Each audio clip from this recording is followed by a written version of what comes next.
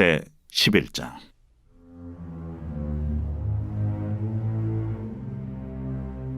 여호와께서 모세와 아론에게 말씀하여 이르시되, 이스라엘 자손에게 말하여 이르라. 육지의 모든 짐승 중 너희가 먹을 만한 생물은 이러하니, 모든 짐승 중 굽이 갈라져 쪽발이 되고 새김질하는 것은 너희가 먹되, 새김질하는 것이나 굽이 갈라진 짐승 중에도 너희가 먹지 못할 것은 이러하니, 낙타는 새김질은 하되 굽이 갈라지지 아니하였으므로 너희에게 부정하고, 사반도 새김질은 하되 굽이 갈라지지 아니하였으므로 너희에게 부정하고, 토끼도 새김질은 하되 굽이 갈라지지 아니하였으므로 너희에게 부정하고, 돼지는 굽이 갈라져 쪽발이로 돼 새김질을 못함으로 너희에게 부정하니, 너희는 이러한 고기를 먹지 말고 그 주검도 만지지 말라. 이것들은 너희에게 부정하니라. 물에 있는 모든 것 중에서 너희가 먹을 만한 것은 이것이니, 강과 바다와 다른 물에 있는 모든 것 중에서 지느러미와 비늘 있는 것은 너희가 먹되, 물에서 움직이는 모든 것과 물에서 사는 모든 것, 곧 강과 바다에 있는 것으로서 지느러미와 비늘 없는 모든 것은 너희에게 가증한 것이라. 이들은 너희에게 가증한 것이니 너희는 그 고기를 먹지 말고 그 주검을 가증히 여기라. 수중 생물의 지느러미와 비늘 없는 것은 너희가 혐오할 것이니라. 새 중에 너희가 가증히 여길 것은 이것이라.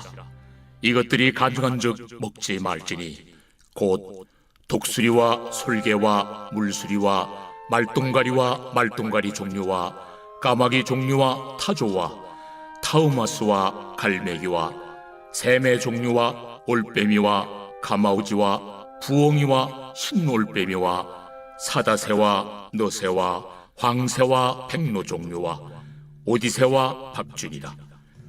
날개가 있고 네 발로 기어다니는 곤충은 너희가 혐오할 것이로되, 다만 날개가 있고 네 발로 기어다니는 모든 곤충 중에 그 발에 뛰는 다리가 있어서 땅에서 뛰는 것은 너희가 먹을지니, 곧 그 중에 메뚜기 종류와 배짱이 종류와 귀뚜라미 종류와 팥중이 종류는 너희가 먹으려니와, 오직 날개가 있고 기어다니는 곤충은 다 너희가 혐오할 것이니라.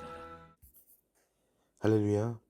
오늘 하나님의 말씀은 레위기 11장 1절부터 23절까지 말씀입니다. 오늘 말씀의 제목은 구별하는 이유, 절제입니다. 요즘 저희 막내는 종이에 그림을 그리고 낙서를 하기도 합니다. 그러다가 누나들에 따라서 종이도 접곤 하죠. 이 놀이는 점점 발전되어서 뭔가를 입체적으로 만들려는 시도로 이어지는데요. 나중에는 다른 도구들도 막 사용하게 됩니다. 가령 풀과 테이프로 종이를 연결하거나 하는 놀이를 하는 것이죠. 근데 저와 아내나 저희 두 딸은요, 막내에게 제지하는 도구가 있습니다. 이거는 사용하면 안 된다 하는 게 있죠. 바로 가위입니다. 막내는 가위로 싹둑싹둑 자르고 싶어 하는데, 우리는 결코 막내 혼자서 가위를 사용하게 두지 않습니다. 왜냐하면 이유는 간단합니다. 위험하기 때문이에요. 다칠 수 있기 때문이죠. 막내 입장에서 생각을 해보면 야속할 겁니다. 자신은 가위를 다루고 싶은데 모두가 막는 것이죠. 막내 입장에서는 가위를 사용하다 다쳐보지 않는 이상 가위가 위험하다는 생각을 못할 것입니다. 그저 자신의 유희를 방해하는 부모와 누나들이 싫겠죠. 이렇듯 아는 것과 모르는 것에는 많은 차이가 있습니다. 이는 비단 아이일 때 문제는 아닙니다. 제가 어릴 적에 들었던 이야기인데요. 메이지 유신 이후에 일본의 근대화가 시작된 후 일본 정부는 서구 문명을 배우게 할 요량으로 엘리트들을 선발해서 서양 각국의 모습을 살펴보도록 했다고 합니다. 탐사대라고 할까요? 근데 그들이 철을 재련하는 공장을 가게 된 거예요. 거기서 용광로를 보게 된 거죠. 그 탐사대원 중 한 명이 이 용광로는 도대체 얼마나 뜨거울까 하는 마음에 호기심에 손을 넣었다고 합니다. 손이 그냥 없어졌겠죠. 그러니까 모르는 데 행동하는 것이 참 무섭다는 그런 생각을 그때 했습니다. 우리의 신앙생활도 이와 마찬가지입니다. 우리가 은혜를 받고 하나님의 말씀이 진리이다라는 생각이 들면요, 그것을 사실은 믿고 따라가는 것이 원칙입니다. 나의 이성이 납득하면 믿겠다라는 식의 믿음은요, 결코 신앙의 성장을 가져오지는 못합니다. 하나님께서 하라는 것을 하는 것이 복을 받는 비결이고, 하지 말라는 것은 피하는 것이, 그 망하는 길을 피하는 지름길임을 잘 알아야 합니다. 신앙생활을 처음 하는 사람들은요, 선악과로 명명된 선과 악을 알게 하는 나무의 열매를 먹는 것이 얼마나 엄청난 사건인지를 잘 모르십니다. 아담과 하와도 처음엔 잘 몰랐을 거예요. 그 뒤에 어떤 일이 일어날지 정말 몰랐겠죠. 이 엄청난 일이 일어날 거 알았다면 안 했겠죠. 이때 잘 모르겠을 때는 순종하는 것이 답입니다. 아담과 하와의 딱 하나뿐인 계명의 불순종이 온 인류를 죄라는 개념을 알게 하는 엄청난 사건을 가져온 거거든요. 오늘 본문은 참 많은 논쟁과 논란이 되는 부분입니다. 바로 육식에 대한 규정이죠. 하나님께서 원래 인간에게 허락한 음식은 식물이었습니다. 그런데 노아의 홍수 이후로 육식이 허용되죠. 여기 학자들의 의견은 분분합니다. 바닷물이 빠진 지 얼마 되지 않아서 소금기가 안 빠진 땅에서 식물이 없었으므로 동물을 필연적으로 먹을 수밖에 없는 상황이다 라는 그런 학자들의 주장도 있고요. 인간의 욕심이 끝이 없으므로 하나님께서는 인간의 멸망보다는 필요 악을 허용하신 것이다. 원래 인간이 육식을 먹고 싶어 했다 라는 그런 주장들이 있죠. 출발부터 모호한 육식은요, 이렇게 규정이 모호한 육식은 레위기의 규정을 만나면서 더 아리송해집니다. 특히 우리나라는 삼겹살을 좋아하는 민족이기 때문에 과연 돼지를 먹지 말아야 되는가, 이런 시험에 들 만한 명제도 떠오르게 됩니다. 또한 이는 동성애 찬성자들에게는 성경에서 동성애를 금하면서 돼지도 먹지 말라고 했으니 너희부터 돼지를 먹지 말고 동성애를 금하라 라는 그런 조롱을 받기도 합니다. 도대체 무엇이 진리일까요? 사실 우리는 하나님께서 어떤 이유로 분명하게 이들 음식을 금하셨는지를 알 수는 없습니다. 구별된 민족으로 마치 할례와 같이 음식에 대한 계명을 주신 것인지, 아니면 그 외에 정말 금지할 이유가 있는 것인지 알 수가 없죠.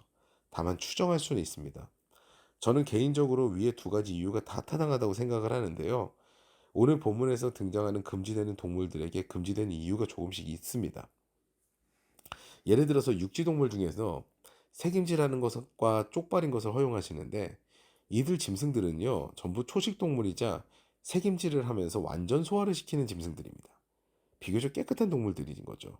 그래서 이들을 섭취할 때 기생충이나 다른 요소들로부터 몸을 보호할 수 있는 거예요.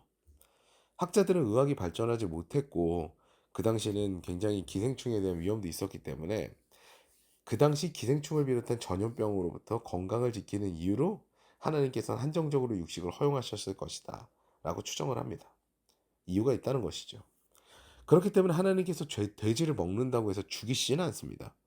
이 부정한 짐승들의 사체를 만졌다고, 이 부정한 짐승들을 만졌다고 해서 죽이시진 않아요. 부정하니까 접촉을 피하고 정결 예식을 치르라고 하시죠. 그런데요, 앞서 말씀드렸던 대로 동성 간의 관계나 짐승 간의 관계를 가진 자는요 반드시 죽이라고 하십니다. 둘의 징벌이 확연히 달라요. 하나님께서는 원칙이 확실하신 분이거든요. 그럼에도 불구하고 하나님께서는 사실 모든 구원의 길은 여셨어요. 너희들이 이것을 잘못했든 저것을 잘못했든 그 모든 것을 다 아울러서 내가 책임질게. 이 원칙을 벗어나서 자유의지를 남용하는 너희들에게, 그 너희들을 위해 내가 친히 이 땅에 오겠다. 그리고 구원을 이루겠다. 그리고 그 사건이 바로 예수 그리스도의 십자가 사건입니다. 사랑하는 여러분, 우리가 신앙이 깊어지고 이해가 높아지면요 하나님의 마음을 조금씩 엿볼 수 있겠죠. 그런데 하나님께서 우리에게 주신 은혜를 받아 그 안에 거하는 자가 되었다면요 하나님의 말씀을 있는 그대로 진리로 받아들여서 살아가는 삶을 살아야 되는 것이 원칙이 될 것입니다. 보지 않고 믿고 순종하는 귀한 신앙을 소유하는 것이 복된 삶인 것이죠. 오늘도 하나님을 향한 믿음으로 충만하여져서 말씀을 보며 그 말씀대로 살고 주님께서 예정하신 복을 누리시는 더 사랑 가족 여러분 되시기를 주님의 이름으로 축원합니다. 이제 우리 기도하는 시간을 갖겠습니다. 오늘은 주님의 말씀을 듣고 그 말씀을 사모하며 살아가는 우리가 되게 하시옵소서라는 기도를 드리시고요. 오늘은 특별하게 우리 주변에 질병으로 고생하는 분들을 떠올리며 기도하는 시간을 또 갖겠습니다. 또한 그 아픔을 함께 마음으로 아파하는 그 가족분들을 위해서도 기도하시고요. 아울러 개인의 기도 제목을 두고도 이 아침에 주님 앞에 간절히 기도하는 시간을 갖겠습니다.